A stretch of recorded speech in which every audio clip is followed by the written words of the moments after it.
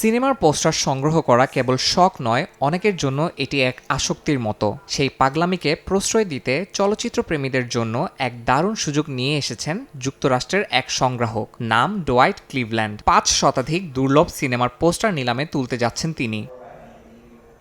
যুক্তরাষ্ট্রের এই সংগ্রাহক প্রায় ৫০ বছর ধরে সিনেমার পোস্টার সংগ্রহ করছেন। তার সংগ্রহের কিছু অংশ এরই মধ্যে মার্কিন Congress library, academy of motion picture art and science সহ বিভিন্ন বিশ্ববিদ্যালয় ও জাদুঘরে স্থায়ী সংগ্রহে ঠাঁই পেয়েছে।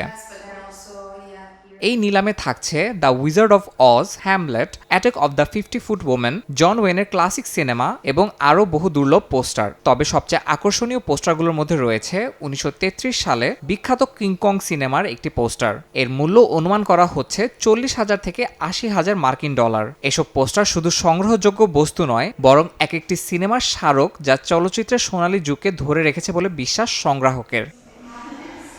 নিলামের আগে লন্ডনে ১৪ মার্চ পর্যন্ত এসব পোস্টার প্রদর্শিত হবে। এরপর যুক্তরাষ্ট্রের বিভিন্ন শহর ঘুরে ডালাসে চূড়ান্ত প্রদর্শনী শেষে ২৭ ও ২৮ মার্চ অনুষ্ঠিত হবে মূল নিলাম। ইয়াসিন মোহাম্মদ জিসান, সময় সংবাদ।